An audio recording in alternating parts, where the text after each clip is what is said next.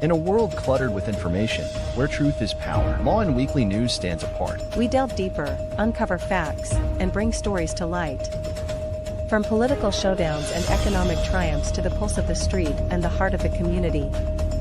We capture the moments that define us, stories that challenge, inspire, and transform. Tune in live Sundays 8 a.m. Central Standard Time and Sundays 6 p.m. Central Standard Time. These are Lawin headlines for this week. Gun rights fight. Paxton sues Dallas over theater firearm policies. Texas House passes Audrey's law to fix sex offender registry loophole. A protest targets immigration enforcement. Threats to school funding. Dallas school shooter was let in by student before opening fire, affidavit says. Escudero urges public. Don't believe claims that the PH future is black. Zelensky accuses China of supplying arms to Russia. Philippine consulate kicks off 2025 outreach in Baton Rouge. French Open sets stage for special Rafael Nadal tribute. Nora Honor died from acute respiratory failure, son Ian de Leon shares.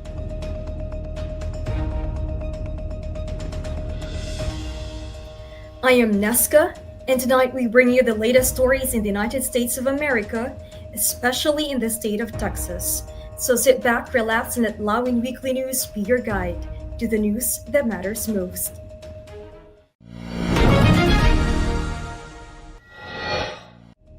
Texas Attorney General Ken Paxton has initiated legal action against the city of Dallas, asserting that the city's ban on handguns at Fair Parks Music Hall and the Majestic Theater contravenes Texas law. The Attorney General contends that this restriction violates state legislation that governs the rights of licensed handgun carriers in Texas. The legal documents related to these lawsuits are accessible for public viewing, as noted by the Texas Attorney General's office. Last year, Paxton filed a similar lawsuit against Dallas for prohibiting licensed gun holders from carrying firearms at the State Fair of Texas. In his statement, Paxton emphasized the importance of adhering to state laws regarding gun rights and the illegality of establishing gun-free zones without proper legal jurisdiction. He accused Dallas of overstepping its authority by imposing these bans at the public performance venues. In previous statements, Dallas officials have maintained that the bans are in place to ensure public safety at large gatherings and events. The city has not yet issued a new response to the recent lawsuits filed by Paxton.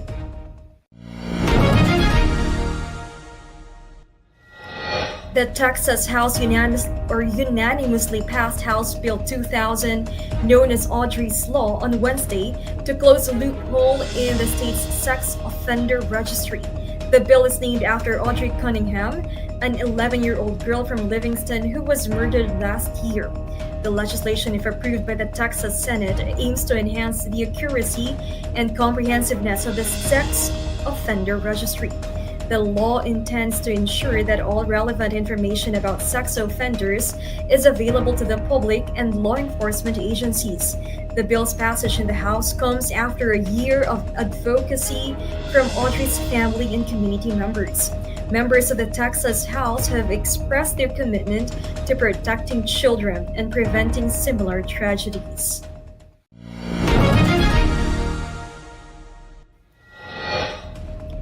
University of Houston students and professors gathered on campus on Monday to protest against immigration enforcement and threats to educational funding. The protesters carried handmade signs with messages calling for a reassessment of policies that they believe could threaten the funding and safety of students. The University of Houston administration was not immediately available for a comment on the protest. The event is part of a series of actions by students and faculty advocating for policy changes in higher education. Authorities have not reported any incidents or arrests related to the protest. University security monitored the event, ensuring the safety of participants while facilitating their right to protest. The protesters dispersed peacefully after several hours on campus.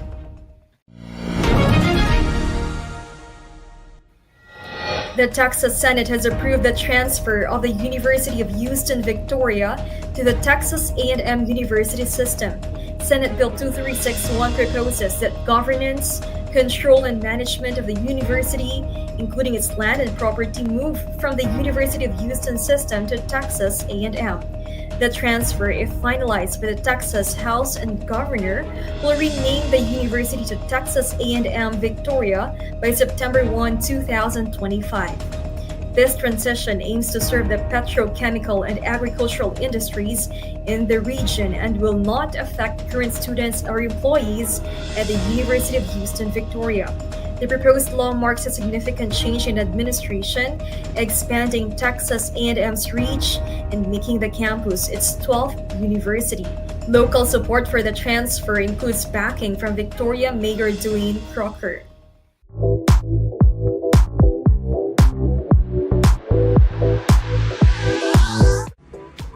Hello po dyan sa mga taga-Texas. Nandyan po kami ni Desa sa June 14 at meron po kaming show sa Gaylord Texan Resort and Convention Center on June 14. So, nandyan po ang mga detalye below sa ating poster and I hope to see you soon, guys.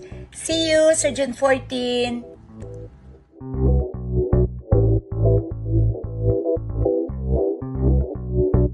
In a world filled with fleeting moments, there's beauty waiting to be captured. My name is Christian, and I specialize in immortalizing your most precious memories. From elegant weddings to vibrant events and timeless portraits, I'm here to make every moment unforgettable. Let me tell your story through the lens. Contact me today and let's create magic together.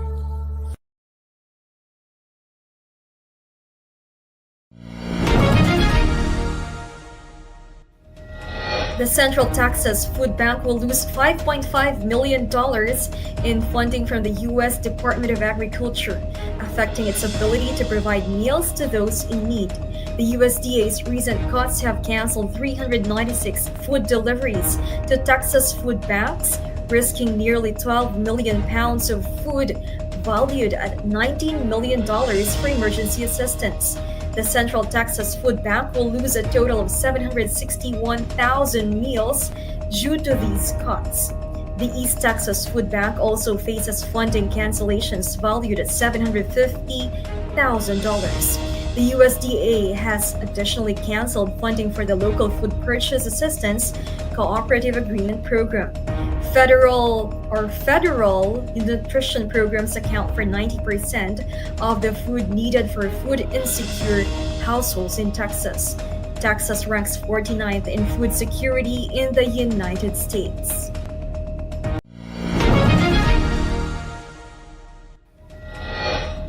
A student at a Dallas high school helped a teenager enter the building just before he opened fire, injuring 5 people, according to an arrest affidavit released by authorities. The shooting occurred shortly after 1 p.m. Tuesday at Wilmer Hutchins High School. Police identified the suspect as 17-year-old Tracy Haynes Jr., who now faces charges of aggravated assault in connection with what officials are calling a mass shooting. The affidavit states that Haynes gained entry to the school with the assistance of another student who opened a door for him. Once inside, Haynes allegedly began firing indiscriminately. All 5 individuals injured in the incident were hospitalized with non-life-threatening injuries. The Dallas Independent School District, or DISD, canceled classes at Wilmer Hutchins High School for the remainder of the week and is providing mental health resources to students and staff affected by the incident. Authorities are continuing to examine how the shooter gained access to the building and are looking into the involvement of the student who allowed him in. The Dallas Police Department is urging anyone with information about the shooting to come forward.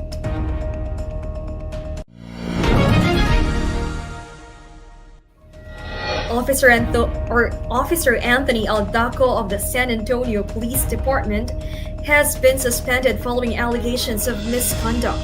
His suspension follows multiple incidents involving a woman experiencing a mental health crisis. Officer Aldaco allegedly attempted to kiss the woman during several unannounced visits to her home. These visits occurred both while he was on duty and off duty. Records indicate that Officer Aldaco made these visits without prior notification. The details surrounding these visits and the nature of his interactions with the women are currently under investigation.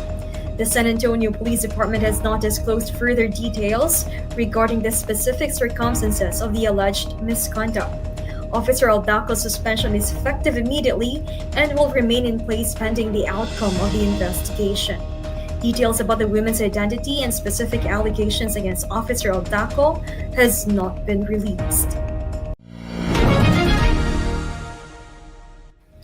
A federal judge has declared Google's digital advertising network an illegal monopoly, marking the second time within a year that the company has been found of monopolistic practices.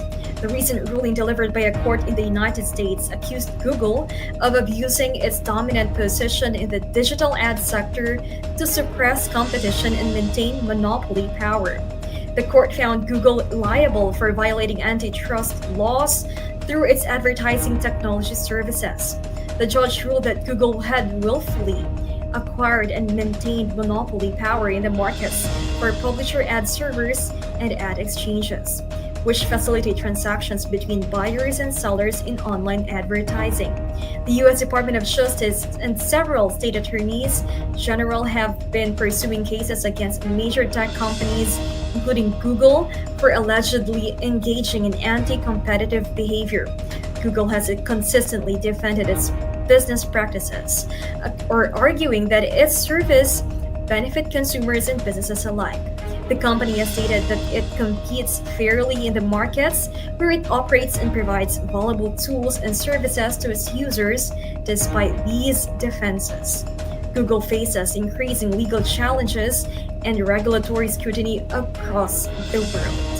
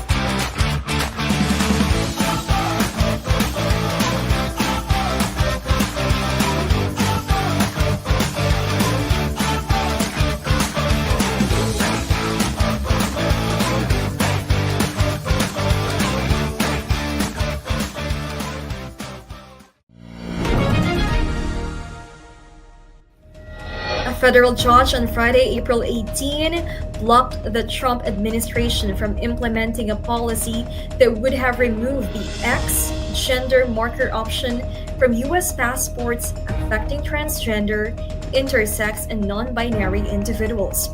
The plaintiffs argued that the administration's proposed policy, which would have restricted passport gender options to male and female only, discriminated against individuals who do not identify strictly as either.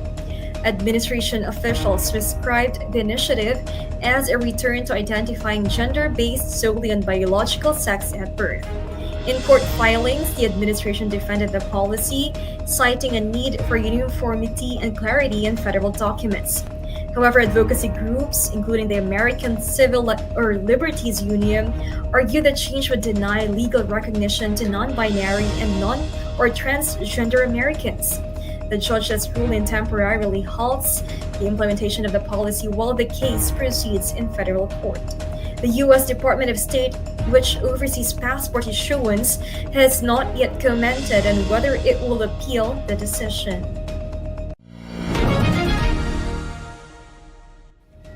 Senate President Francis Escudero had issued a warning to the public on Thursday against individuals he described as prophets of darkness who portray a bleak future for the Philippines.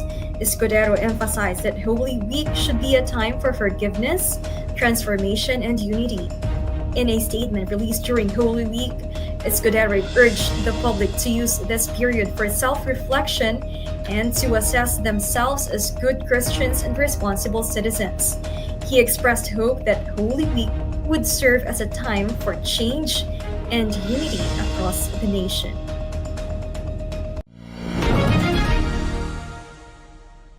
Ukrainian President Volodymyr Zelensky said Thursday that China is supplying weapons to Russia and claimed that at least 155 Chinese nationals are supporting Russia's invasion of Ukraine, including 2 alleged Chinese soldiers captured by Ukrainian forces in the eastern Donetsk region. Speaking at a press conference in Kyiv, Zelensky said his government possesses intelligence indicating that Chinese representatives are participating in the production of weapons on Russian territory. He did not provide further details or evidence during the briefing. The announcement marks a sharp escalation in tensions between Kyiv and Beijing. China has repeatedly claimed a neutral position in the conflict, though it has faced criticism from Ukraine and Western nations for its close economic and political ties with Moscow.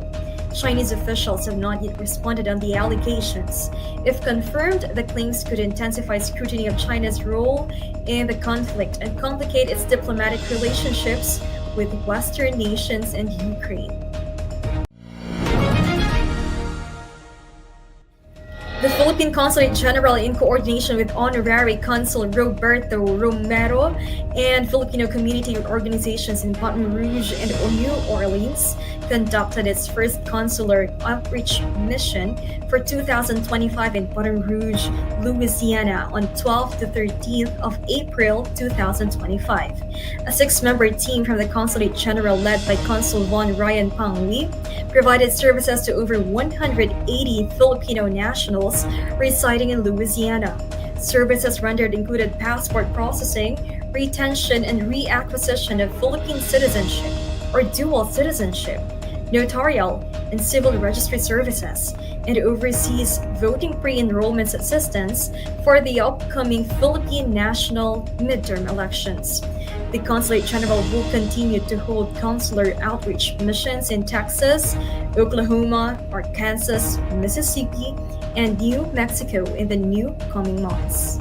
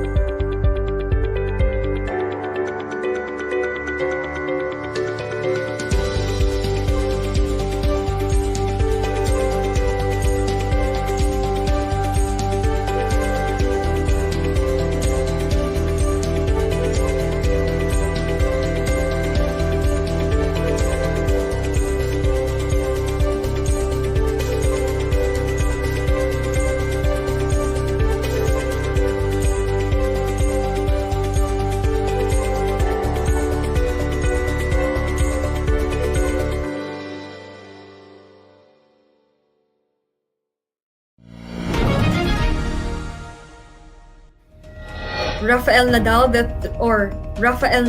the retired 14-time French Open champion, will be honored with a tribute at the French Open in Paris on May 25, coinciding with the tournament's opening day.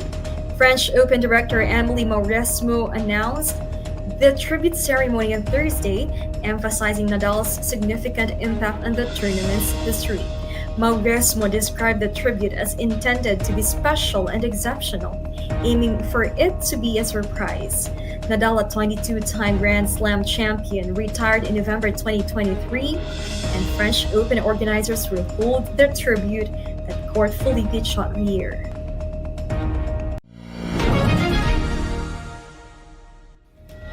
Gia de Guzman is departing from the Denso Airy Bees after completing 2 seasons in the Japan SV League, as she will now concentrate on the upcoming international tournaments with Alas Pilipinas, including the 33rd Southeast Asian Games in Thailand. The Airy Bees made the announcement on Holy Wednesday, confirming that de Guzman will leave the team after the 2024 to 2025 SV League season. De Guzman expressed gratitude towards Denso, acknowledging the support from the staff, teammates, and fans. Denso Airy Bees thanked de Guzman for her contributions to the team. The 33rd Southeast Asian Games are set to take place in Thailand in 2025. De Guzman joined Denso Airy Bees 2 years ago. Her departure from the Japanese team opens a new chapter in her volleyball career. De Guzman's experience in the Japan SV League is expected to benefit Alas Pilipinas.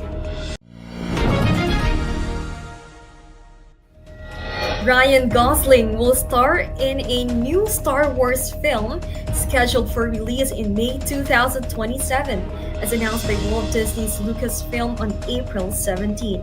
The movie, titled Star Wars Starfighter, will occur 5 years after the events of The Rise of Skywalker, released in 2019. Lucasfilm revealed that the film will introduce an entirely new adventure featuring brand new characters. The narrative will explore a previously uncharted period in the Star Wars universe. This upcoming film will add to the expansive science fiction franchise created by George Lucas in 1977.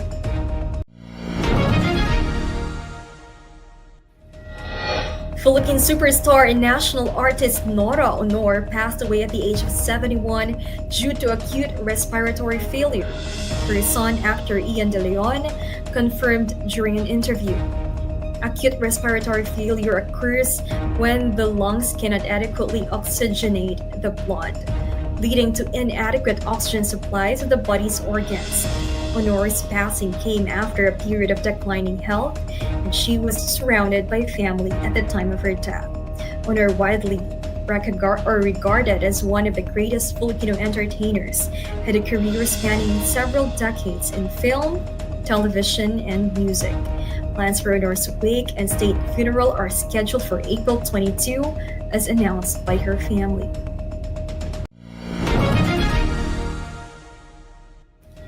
As we brace ourselves for the upcoming weather changes, let's dive into what you can expect day by day. Whether you are planning outdoor activities or just preparing for the week, we've got you covered with the most accurate forecast. Stay tuned with us as we take a closer look at the weather patterns that will impact our region. Remember, here at Lawin Weekly News, we bring you the clearest skies to the stormiest forecasts. Here is your Lawin Weekly News weather forecast in Houston, Texas. On April 20th, Sunday, the highest temperature is 87 degrees Fahrenheit with a low of 67 degrees Fahrenheit. Expect warm conditions with intervals of clouds and sunshine, and an afternoon thunderstorm. On April 21st, Monday, the highest temperature is 86 degrees Fahrenheit with a low of 70 degrees Fahrenheit. Anticipate partly sunny skies with a stray morning shower. On April 22nd, Tuesday, the highest temperature is 84 degrees Fahrenheit with a low of 71 degrees Fahrenheit. Watch for strong thunderstorms throughout the day. On April 23rd, Wednesday, the highest temperature is 85 degrees Fahrenheit with a low of 72 degrees Fahrenheit. Expect a strong morning thunderstorm followed by partly sunny conditions. On April 24th, Thursday, the highest temperature is 83 degrees Fahrenheit with a low of 70 degrees Fahrenheit. Anticipate cloudy skies with a strong thunderstorm in spots during the afternoon. On April 25th, Friday, the highest temperature is 85 degrees Fahrenheit with a low of 72 degrees Fahrenheit. The day will be mostly cloudy with a touch of rain. On April 26th, Saturday, the highest temperature is 84 degrees Fahrenheit with a low of 71 degrees Fahrenheit. Expect mostly cloudy skies with a chance of showers. So those were the latest stories in Texas this week. I am Nesca Centina from Lawin Media Network. Have a great day. Lawin Weekly News. Tune in live Sundays 8 a.m. Central Standard Time and Sundays 6 p.m. Central Standard Time. Lawin Weekly News.